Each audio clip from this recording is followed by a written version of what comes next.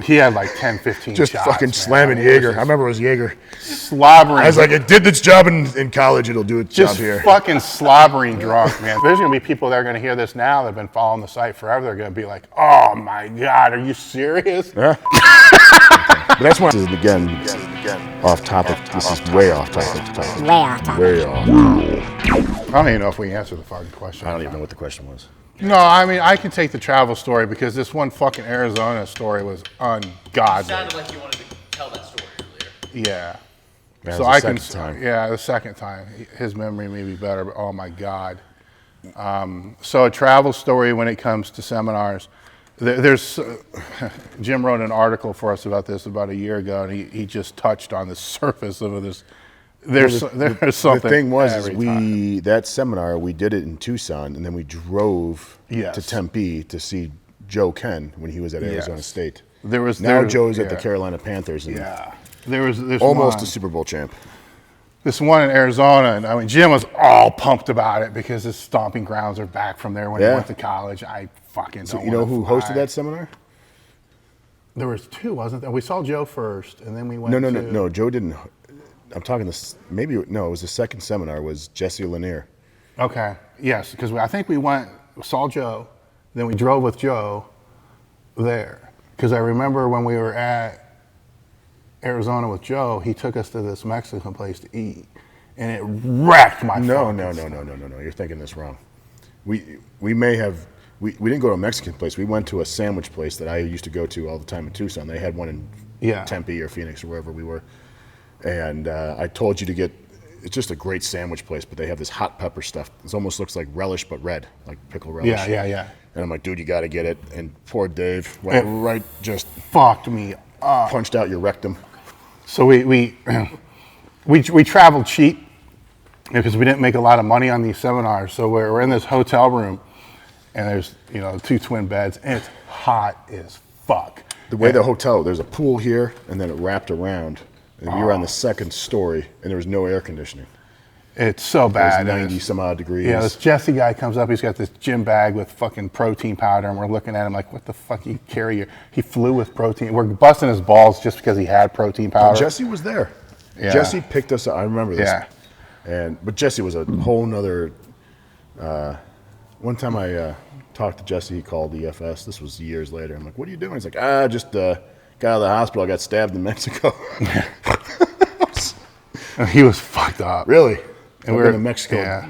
30 times. I never got stabbed, Jesse. Yeah, he fucking opens this bag, man. He's got like a T-shirt and like 10 supplement containers. I went to his house, and I've never seen. It was to say it was cluttered. Would be doing. What is that show on TV that they go Hoarding, like the hoarder. It was like that. Fucking hoarder. Nowhere to sit, nowhere to sleep. Just shit everywhere. We had Sorry, this. Jesse. Yeah, we had this rule where wherever there was porn, we had it. So we had 24 hours of porn running on the TV. With the door wide open. And the door wide open because it was hot. Yeah, we got a little breeze. And I don't think the air conditioner worked. So we're both In our at underwear. different times taking showers like every fucking hour. I finally pass out and wake up, and this fucker's eating like burgers and fries. I'm starving. Like, where the fuck you get these from? I walked from there. I remember that. So I'm shitting my brains out because of this great sandwich that we were supposed to have. It was good. 24 hours of porn. East Coast. It wasn't East Coast South. I can't remember. But then we ran into this other guy, I think that told us he was a wrestler. It was when we ran into Mark. Yeah, that was I don't even know if that was the first or second time. Yeah, but it's when we met Mark Bell for the first time. Yeah, he comes up and he tells us he's a wrestler, and we're looking at him like, what? Yeah, I asked him, what are you doing? What are you training for? And he's like, I'm a wrestler. And I thought he was a freestyle or like Olympic wrestler. He's like, no, and he started doing all the moves. And I was like, okay. Mark was probably 200 pounds. If that. Yeah. 200 pounds soaking wet. Yeah. So it was the first time we met Mark Bell. Yep. This Jesse Lanier. And then after spending the day doing whatever we did there, we had to drive to Tempe. Yep. And then that seminar ended up being in like this fucking Cracker Jack room that was really, really small. That Jesse hooked up. It was weird. It was a different setup. I only remember one of the places. And My brain is stupid right now. but yeah, all I remember is the puking, or not the puking, but shitting Every my like 10 brains minutes, out. you get up and take a dump. Then the drive. Oh, the drive from there to Tucson, Tempe. Tucson is when we came up with the that article we wrote, Timmy the Trainer. Yep. Yeah. So we're scripting this fucking article about how the conversation started because we're fat and bloated, and just doing anything, we were a mess. So getting down the stairs, we had no qualms about leaving the hotel room open. Laying in our underwear with 24-hour porn. We got no money and we're big. Broke as fuck. It didn't fucking matter. Who cared? So I didn't even care if we got to the seminar. And who's going to steal a 3X Yeah, t-shirt and big dog t-shirt. Yeah, 42-inch waist shorts. And I forgot where I was going, but I don't remember that. I guess that was Timmy. It was the second time. yeah. So we're driving there, and then Joe or Jim or somebody said, "Man, how cool would it be to hire a personal trainer?" It was Joe. And then we said, we just started, man. You know what I'd have that motherfucker do? I'd have him load all the plates. Yeah. And then it just started going from there. Yeah. Then we ended up writing this article. I don't even know what it was called. Sick of your gym or some shit. But it was about hiring this personal trainer to put blue heat down your ass. Yeah. Get my glutes, buddy. Loading the plates, and everybody thought this fucking thing was for real. It was like 10 years later when people still would call up and be like, "Dude, I can't believe you were like that to Timmy the Trainer." And I was like, "What are you fucking talking about? Like it was made up." Now, I shattered their world. Like, it's crazy because the world's changed so much now that back then when I posted that, it was funny. Yeah. Now if I repost it, people think I'm this big dick. Yeah. I'm like, what the fuck? This was I won't even repost it anymore because it's like, dude, it was a joke. It's the same thing with like the Reese cup and the Oreo shit. It's like, dude, come on. People get upset. Yeah. I can't believe you wrote this thing about eating all these fucking peanut butter cups. Yeah. How dare you talk about candy? There's some people that get fat on candy. Fucking believable. I should repost them all in a row. Just, fuck you, Timmy the Trainer. But we kept the series going for 3 or 4 articles, man, and people still. There's going to be people that are going to hear this now that have been following the site forever. They're going to be like, "Oh my God, are you serious?" Yeah. It didn't exist. I actually signed I had to sign someone's, gave me like a picture for me to sign. I had to sign a Jim and Timmy or something. Timmy. Yeah. Then there was like Benny Podda. Oh, yeah. Was that Harry? That was Harry Selkow. Benny, God damn it. Mr. Agility. Yeah, Benny Podda is actually a real character, a real person, and a character. But that was, some magazine had published something on Benny Podda, and I loved it. I thought it was hilarious and fun, and it was different in the world of training where everything is the same thing over and over again. And then Harry started... Handwriting. No. He would send them into the Q&A. Mm-hmm. And then with that, there was tons of people that would write in as Benny too. And I knew it wasn't him because Harry's, where you put your email address in? Harry's was bennypotta@thecave.com because, Benny supposedly lived in the cave. Yeah. So when I would get something not from the cave, I knew it wasn't from Harry, but Harry told me a story. He told me, I had no idea it was him until many years later. And he said he used to storm around the room and put on his wrestling headgear. Before he wrote Yeah, it? getting all into character or whatever. He had me, man. He had me going for years because I thought it was real. Dude, we were going to set up a seminar with him and everything. Yeah. We met Harry in the San Francisco seminar, or around San Francisco. It was in the Silicon Valley. And see, there's so many things. There's so many stories that we can't fucking tell. Yeah, that one just. We'll just leave it at that. That one's a little tough. But that's when I first met Harry, and Harry's no different today than he was then. Yeah. He's just like on a. He's a for real friend too, based upon the conversations and shit Yeah. that were going on. But he was like on 9 pounds of caffeine even back then, just always going and going and going. During dinner, Jim's always fucking funny. All right, especially if he gets I start drinking. One drink in him, it's unbelievable how many tears you're going to be fucking falling because you're laughing so hard. We're sitting there with a bunch of people who really didn't fit our fitness genre, Our demographic. And the conversations are fine. They're just kind of hard. In fact, that was the first seminar that we did. We were on the road. I think this was it. And I think that's when Ken made some change to the website, and they had our customer service rep with it was a stock picture. Yeah. It showed like EFS offices. It was like a 2-story glass building. Spiral And I was like, what the fuck, dude? Yeah. Where the fuck have I been working? Exactly. Well, anyway, all right. He keeps getting funnier, man, and I'm like, what the fuck? Because we're all sitting at the table like this, and it's me. Actually, I was sitting right there, and Dave was here. And I kept on. I told Dave, I got to the bathroom, and we're just drinking beer, and I'm just getting more and more stupid and obnoxious. And Dave's like, "What's the fucking deal?" He's like, every time I went to the bathroom, I bought myself a shot because I didn't want to be like that guy that's got the drinking problem.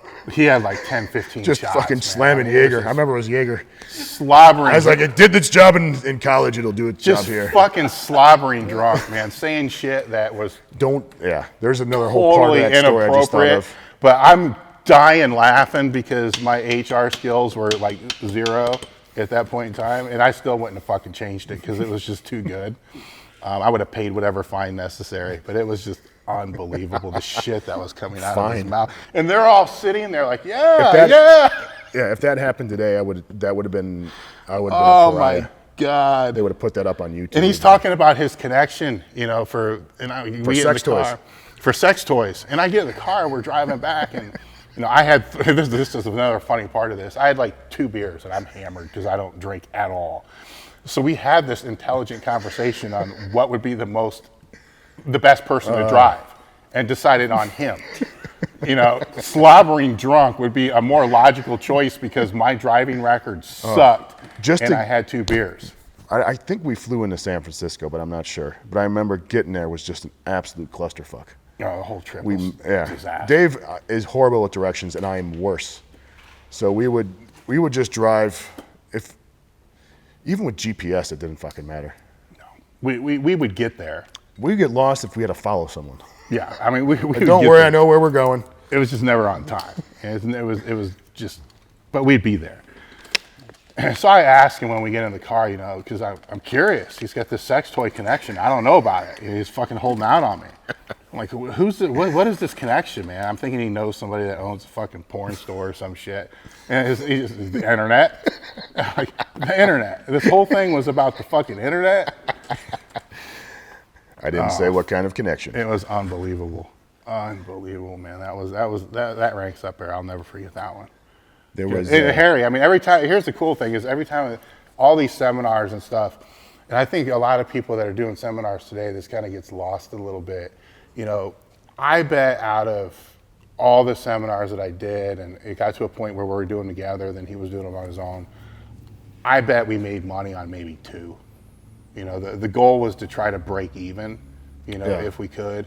And we didn't live lavishly. No, I mean, I was sleeping, and he was as well. I mean, we were sleeping in the host houses. One of them was in a fucking bomb shelter. We did that one. Was you. Yeah, we did one that he spoke in a church, in the basement of a church. Basement of a fucking church. I That was laughed in Virginia. so hard about that. The 8 Keys article, by the way, I wrote that when he was speaking in the bottom of a church. Which thus gives me credit. Yes, which gives him credit. What was that point again, Wendler? Exactly. I'm like writing what he's saying. And I just came up with that the other best last article year. you've ever done. I'm just writing what the fuck he's saying. Oh. But there was a lot of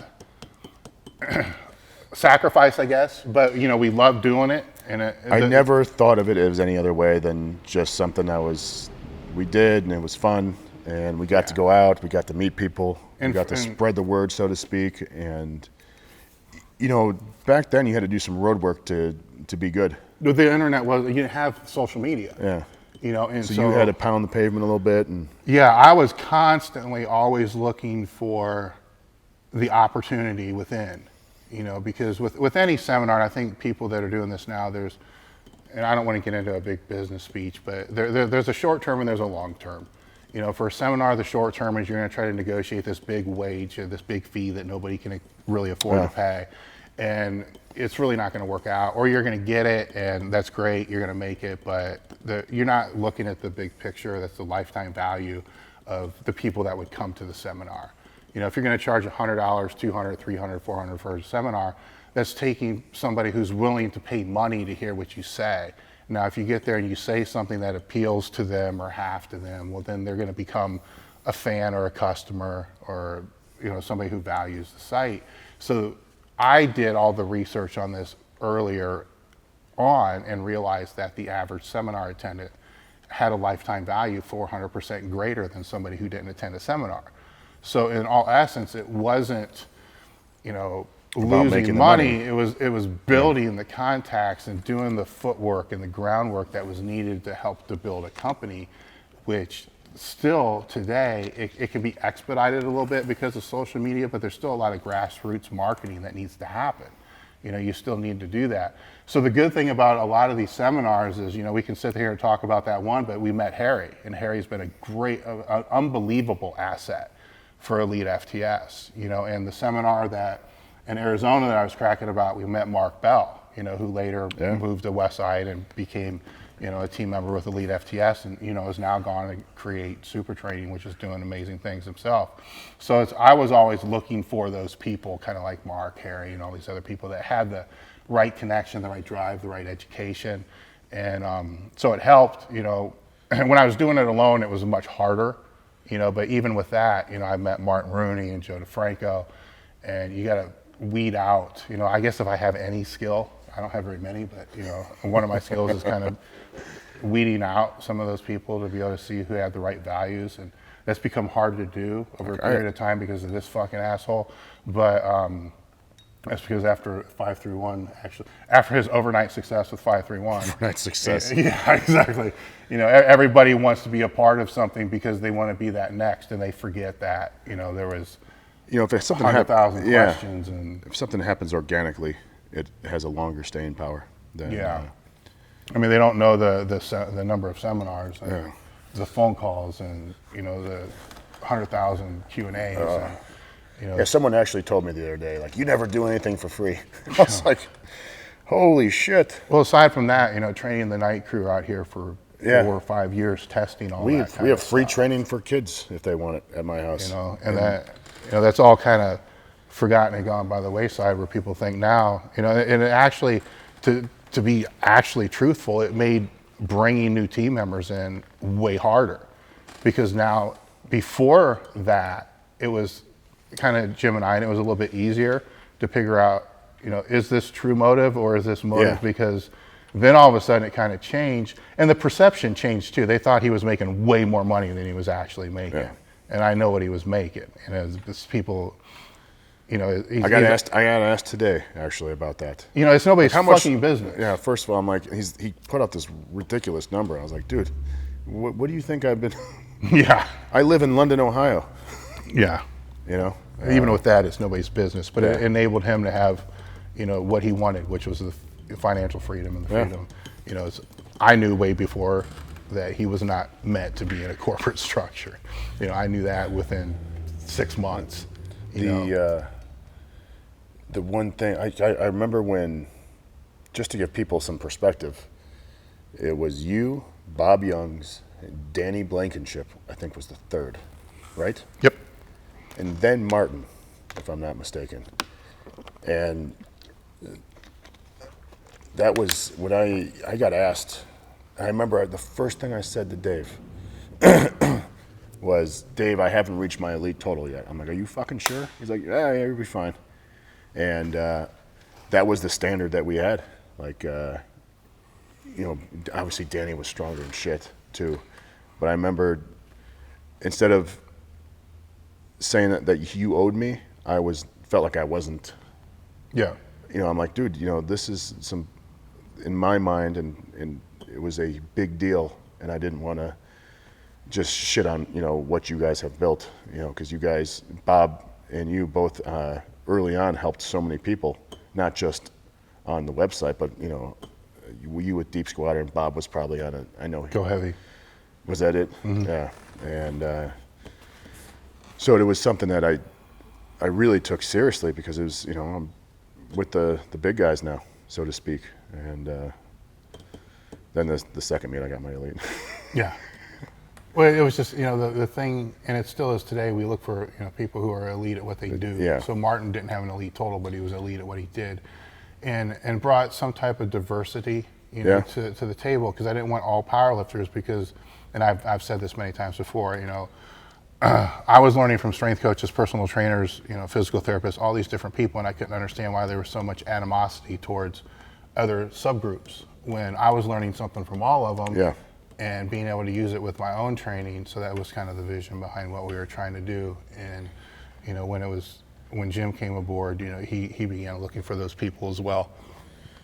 And actively was able to help bring in a lot of people that are still with us now over the period of time. And a lot of people have been able to spin off and have their own careers, which is great. And so it was just a different. It was different because it was kind of easier to find people. Where people say today it's easier to find people. No, it's not. But it's not. It's like, what it's like living in a big city? Yeah. When people live in a big city, you can be more anonymous because Yeah. there's so many people. And when you live in a smaller town, you get to know people. It's less anonymous. It's, and it's the same kind of idea. What's funny is when we went to seminars, there was no, it was kind of like seeing a band back in the day. Like there was no video of it. You just kind of had to go and experience it. It was really cool because you got to meet all these people and they had no idea who you really were and stuff like that. And today, everything's, you could talk about how your bowel movement was and everyone knows. Like, hey.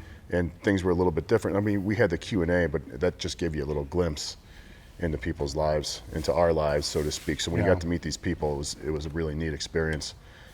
And I'm sure to some degree that happens because I don't know how many people are really who they are on social media. I think you got to investigate a little bit more. I mean, the one thing that we've always had with the site was, and the way that I've always explained it is the articles would show what somebody knows or what they know how to research, which still shows what they know how to know. So it shows their intelligence. The training logs were there to show that they actually trained and they could walk the walk. The Q&A was there to show that they cared. And so, when you want to look at, Jim's reputation throughout that time period, there were articles showing the intelligence. There were millions, hundreds of thousands of Q&As, and then the training log. So it's all over a large period of time. Never the thought about it seminars, like that. Is building that reputation. And I still think that's important today because some people try to skip some of those steps. They'll do the education part. They're not doing their push-ups. Yeah, they won't show they care. They won't answer the questions to show they care. And I've always said, and we joke all the time, there are stupid questions, and we've answered the same questions sometimes. And here's a key thing in this statement I'm about ready to make. We've answered the same questions sometimes thousands of times, but we've answered it thousands of times because to the person asking it was the first time they asked us. And for them to ask us, that's an honor because instead of them wanting to Google, they want to know what we actually thought. Yeah. So a lot of people get mixed up in that message sometimes. And then to show that you can actually walk the walk, those three things. And that's been the hardest struggle trying to help other people today that are trying to develop their personal brand is you can't skip one of those. Yeah. Because if you only do one, they're not gonna know you care. Or if all you do is interact, they don't think you know a fucking thing. It takes work, and it takes time and it takes work. The time I think maybe the window is a little smaller now. But here's the one thing that I'll put out there, and this is my prediction. We talked about this a little bit. YouTube's with fitness personalities is huge. I don't follow it that well, so I can't what's really bad is someone asked me why don't you start a YouTube page? And I was like, dude, I got videos of me lifting and I don't know. Someone told me don't people go on there and talk? I'm like, what the? And that's how out of touch I am. I'm like, why would you? It's like the new TV. Yeah, I had no idea. So, and I mean, my kids are on it all the time. I mean, people are on YouTube all the time, and it's like a huge information source. And I went out. I'm not going to bull. I've gone out a couple times to look at who's popular, who's not, and I get frustrated and I leave. And the reason why I leave and I don't get so caught up in it is the longest. How long does the average television series last? That's good. Yeah, it's 5 years, 5 to 7 at years. best. Yeah. These YouTube people, they're going to be gone in 2 to 3 years. Because why would it last longer than a television series? Yep. you know, with all the marketing, promotion, and hype when they don't have that. So, and if you go back 10 years ago and try to see who was really popular on YouTube, they're gone. Yep. You know, If we even go, when we first started, and we would do like the big, what is it called, the SWIS seminar. You think about all the people that spoke, and I always wonder where are they today. You know, like some guy told me I have Parkinson's. I was like, because I was tapping my foot, I was waiting for Dave, and he was bullshitting with someone. I was at breakfast, like, dude, you got Parkinson's. I'm like, I'm fucking playing Angel of Death by Slayer on my, but whatever. The point being is, you see a lot of people come and go, and someone actually made some reference or something. I'm like, dude, that was from John Davies. Remember that guy? Mm-hmm. And now he like wears an ascot and like a smoking jacket and talks. Oh yeah, because they have to reinvent themselves. Yeah, and it's very funny because all these people that have come and go, and you know, everyone says they're this and that and they're great, and then they just kind of disappear. And that's why you have someone, you know, like Louis. He's been around forever, and he's just who he is, and that's why he's able to stay. You know, like him or not, you can say whatever you want, but the dude's been around forever. I think that falls back into those core training values, because I spoke at the SWIS last year. Oh, they brought it back? Yeah, and they're gonna have another one this that? Year. It was good. It was good. It wasn't like when we went, which I'll talk about here in a minute, which is another great story. But that was the one thing that I thought, you know, when I was there, because he brought it back after 5 years, I think it was. And I was looking through the names. I'm like, okay, how many of these people were here before? You know, who's still relevant, who's not, why are they not relevant? Because he wanted me to speak on business. So what I spoke about was the personal branding, and that if you don't stay true to your own core values or your training values or whatever it is, the only way you're going to stay relevant is to reinvent yourself. You become this different expert of the same genre. Yeah. And there's a lot of people in the industry that if you go back and track, you're going to see that's what they've had to do, or they just fade away. You know, they don't last. So with the YouTube thing, I don't want to completely trash on it, because I'm sure there's some people that are good on there. They need to diversify the messaging that they're doing. So it's just not that one messaging, because it's going to be short-lived. There has to be diversity in the marketing channels. And you need to show that you're intelligent, that you care, and that you actually walk the walk. I don't think that really changes things. Now with the one SWIS that he went to, there's, again, several stories I can't mention. Twice. The first time we went. Look at the videos, man. We are bloated. Our bloat game was A. It was in Canada, and there was a whole bunch of bullshit that we had to deal with the reverse hyper, all this stuff. It was a nightmare. Yeah. And in fact, I probably wasn't even living in Ohio back then. To make a long story short, we ended up. That's where you had to meet me in the airport, and you were on the same plane as the phone. Yeah. That was, In fact, Dave and I had this great conversation one time. He's like, you know, if you are on an airplane or in a stadium watching a football game, you're pretty much assured that you're the strongest guy in wherever you are. And I was like, that's pretty good, you know. And then I get on the plane, I see Ed Coan. I'm like, fuck, Dave. I'm like, God damn it. And then this is when Ed just had his knee surgery, when he heard he blew out his knee or whatever. And I was like, well, I'm still fucking strong. Yeah. Technically, I am. And I met, and Ed wouldn't even look at the monitors to find out what gate. He looked at his ticket. He goes, where do I go? I'm like, Ed, you gotta just look up there. It says right there. He's like, really? I'm like, just fucking follow me, buddy.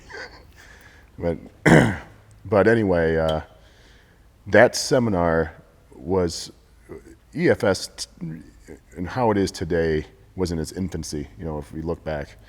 And we had no, what do you call those things? The back clue. We had no clue. Yeah, we had no booth. Well, they gave us a booth. It was a fucking table and 2 chairs. I didn't even know what an expo was. Yeah. They said, we have an expo and you're going to have a booth. So Dave just brought all this shit and dumped it on the table, like bands, like little stuff that you could take in a suitcase. And Dave made sure he priced it, so because he's like, I'm not fucking taking this shit back. Yeah. So, you know, it was just pretty much like we're in Tijuana, just selling everything, we'll barter. But that's where I met Mel Siff for the first time. Yeah. And I love this story. Dave was sitting here, I was sitting there, and Mel came up, and Mel says, you know, Dave, I couldn't find any reference to Russian lifters ever doing plyometrics. That no high, nothing. It was something like that. And he just like, yeah. And then just left. Yeah, I'm like, why are you asking me? Like, I'm going to know this? I call you for information. You know, the funny thing with that is, that guy was a character, by the way. you know, we realized that we had this booth, and I'm like, fuck, you know, I don't want to deal with this, but I got. You have to understand, all the other booths were like 30 grand booths. Oh yeah, I mean, they had like immaculate setups. Yeah. We don't have anything, and Just two dudes. we go find a table somewhere and a couple chairs, and I mean, there's no cover on the table. It's just a fucking folding table, and us with two chairs. And I got this bag of bands and some books and like, I don't know, a fucking collar, and I just dump it on the table. We don't even arrange it. We're sitting there with our spit cups, and there's like, you know, you put the tissue in the spit cup so it's all fucking gross, and they break, and they come in, and you know, next thing I know, everybody's at our fucking booth. Yeah, just bullshit. And nobody's at any other booth, and we're like, holy fuck. Yeah. And you know, I look at Jim and I'm like, you know, Tracy don't know I took any of this shit. Like, this is like all free cash. This is strip club money. You know, so it's like, you know, somebody comes up and says, how much for everything on the table? And I'm like, $700. You know, Paid once. Yeah. And at that point, I look at him. I'm like, we're done. You know, because it was, what the fuck we're gonna do? We're done. And then, you know, we go out to the strip clubs with Ed Coan. So my first. I mean, I bullshit with Ed on the plane and stuff like that, but that was my first. This was the first time I noticed. He met us out there because I didn't go to the dinner, and he comes dressed in a fucking suit. No, I didn't go to the dinner either then. No, we didn't go to the dinner. I blew that off because I wanted to go to the strip clubs. You know, I had all this money. We went to like a rave or something by accident. Yeah. Oh God, that was terrible. Yeah. All those people were. Like, Ed was in a 3-piece suit. Yeah. Oh, that was terrible. I'm like, this is my Then we went to. Was Miss Linsky there? Yeah, Tom was there because he walked in and started screaming, "Roll call!" Yeah, you know, all the girls get up here. And so Ed, you know, so all class. Yeah, I'm sitting there and I'm just blowing through this fucking money because to me it's free money. You know, it's like getting someone else's ATM card. Yeah, it's like, I don't know. Yeah. Ed comes and he sees me give this chick a $20 bill and he's, what the fuck are you doing? I'm just paying for the you know, the exchange rate. Know? He's like, you understand that's like twice what you need to pay. I'm like, what? And then he starts explaining the exchange rate. Yeah. I felt like a fucking idiot. So it's like, I'm not spending any more money. We're going to another, you know, we were going to come back the next day, but we actually found DeFranco, oh my God.